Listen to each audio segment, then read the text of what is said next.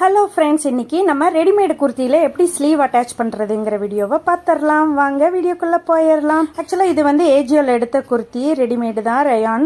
இதோட ஸ்லீவ் வந்து ஒரு 5 to 6 இன்ச் கொடுத்துருக்காங்க. அதை நீட்டாக அயன் பண்ணி எடுத்துருக்கிறேன். பாருங்கள், சென்டராக நோட் பண்ணி மார்க் பண்ணிக்கலாம். ஆக்சுவலாக அவங்களே ஃப்ரண்ட் அண்ட் பேக்கும் நோட்டீஸ் பண்ணி அதுக்கு ஓவர்லாக்கும் போட்டு கொடுத்துட்டாங்க. நான் ரெண்டையும் மார்க் பண்ணிக்கிறேன் சென்டராக. இது வந்து சைடில் ஆம் ஹோல் இருக்கு இல்லையா, அதோட இதில் 1 இன்ச் அளவுக்கு நம்ம தையலை பிரித்து விட்டுக்கலாம். இப்போ நம்ம ஜாயின் பண்ணுறக்காக அப்படியே நீங்கள் ரவுண்டாக ஜாயின் பண்ணிங்கன்னா நீங்கள் ஃபர்தராக இன்னும் லூஸ் வைக்கணுமோ டைட் வைக்கணும்னா உங்களுக்கு ரொம்ப இடைஞ்சலாக இருக்கும். இந்த மாதிரி ட்ரை பண்ணி பாருங்கள், ரொம்ப ஈஸியாக இருக்கும். இந்த இடத்துல நம்மளுக்கு ஆம் கீழே வரும் இல்லையா, அந்த ஏரியாவில் தான் நான் தையல் பிரிச்சிடுறேன். ஒரு 1 இன்ச்சுக்கு பிரிச்சுட்டு இப்போது சென்டர் மார்க்கிங் இருக்கும் இல்லையா, நம்ம மார்க் பண்ணதும் அந்த குர்த்தியோட சென்டர் மார்க்கிங்க்கும் சேர்த்து வச்சு நான் இன்றைக்கி 2 டைப்பாக எப்படி ஸ்டிச் பண்ணுறதுன்னு சொல்லி காமிக்கிறேன் உங்களுக்கு. நம்ம இந்த பின் பண்ணிக்கலாம். ஃபஸ்ட்டாக சென்டராக பின் பண்ணிவிட்டு அப்புறம் ஒரு சைட்லேயும் இந்த சைட்லேயும் பின் பண்ணிக்கலாம். இப்போ இந்த அளவுக்கு ஃபுல்லாக பின் பண்ணதுக்கப்புறமா கொஞ்சம் எக்ஸஸாக கிளாத் இருக்குது, பரவாயில்ல, அப்படியே இருக்கும். பத்தாமல் இருந்தால் தான் உங்களுக்கு இடைஞ்சல்.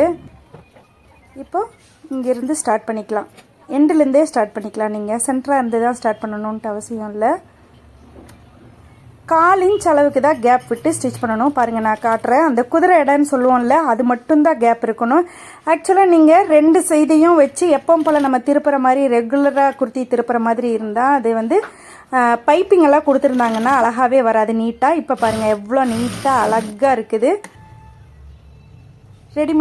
ரெடிமேடில் எப்படி ஸ்லீவ் அட்டாச் பண்ணுவாங்களோ அதே மாதிரி இருக்கும். இப்போ நான் செகண்ட் இதில் டைப்பில் எப்படி இது பண்ணுறதுன்னு சென்டராக மார்க் பண்ணியிருக்கேன் இல்லையா, இந்த இதையும் நம்ம ஷோல்டரில் இருக்கிற சென்டர் போர்ஷனையும் வச்சு பின் பண்ண தேவையில்லை. அப்படியே ஒரு தையல் மேல் தையலாட்ட போட்டுட்டு அப்படியே வச்சு அழுத்தம் கொடுத்து இழுக்கக்கூடாது. எந்த கிளாத்தையும் இழுக்காமல் அதோட போர்ஷன்லேயே வச்சு 1/4 இன்ச் அளவுக்கு தான் வச்சு ஸ்டிச் பண்ணணும்.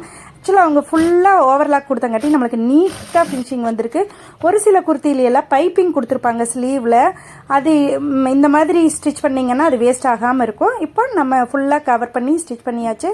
நம்மளுக்கு எந்த அளவுக்கு வேணுமோ டக் பிடிச்சிக்கலாம், நம்ம கை சுற்றுற அளவுக்கு தகுந்த மாதிரி. இது வந்து ஏஜியோவில் இருக்கிறங்காட்டி ஃபுல்லாக ஓவர்லாக் கொடுத்துருக்கறங்காட்டி நம்ம ஃபுல்லாக ஸ்டிச் பண்ணணுங்கிற அவசியம் இருக்காது. ஏன்னா ஸ்டிச்சிங் எல்லாம் சூப்பராக இருக்குது. சரி, நான் மறுபடியும் மேலடி ஒரு தையல் போட்டுக்கிறேன். இப்போ எக்ஸஸாக இருக்குது இல்லையா, அதையும் நம்ம கட் பண்ண வேண்டாம். இப்படி உள்ளே கூடி மடிச்சடிச்சு இது பண்ணிங்கன்னா பிசுறு தட்டாது. அதே மாதிரி 4 பின்னும் நம்ம பெருசு லூஸ் பண்ணணுன்னாலும் அப்படியே லூஸ் பண்ணிக்கலாம். அவ்வளோதான் ஃப்ரெண்ட்ஸ், ரொம்ப ஈஸியாக இருக்குல்ல. இந்த வீடியோ உங்களுக்கு யூஸ்ஃபுல்லாக இருக்குல்ல, மறக்காமல் லைக் பண்ணிவிடுங்க. இந்த மாதிரி நிறைய வீடியோஸ்க்கு நம்ம சேனலை சப்ஸ்கிரைப் பண்ணி வச்சுக்கோங்க.